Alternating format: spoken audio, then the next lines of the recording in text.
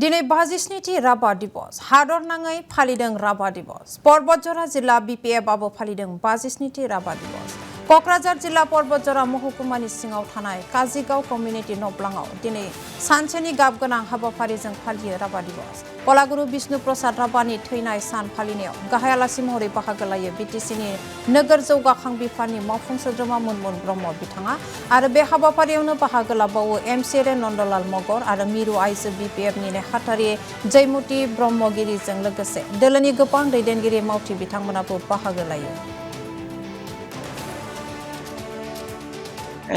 दिनै बिष्णु प्रसाद राभा बिथांनि राभा दिवस कलागुरु बिष्णु प्रसाद राभानि बे राभा दिवसखौ जोङो सारा मुलुगनाङैनो फोसावजानाय राभा दिवस हिसाबै जों पालन खालामो 57 मृत्यु दिवस आरो बे राभा दिवसखौ जोङो बिटिसि सरकाराबो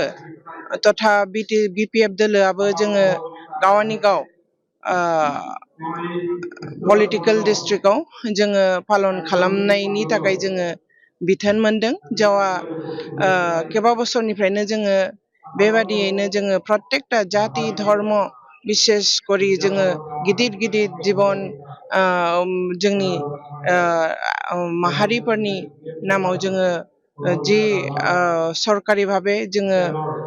सन्मान होबोनांगौ बे सन्मानखौ जों होबोगासिनो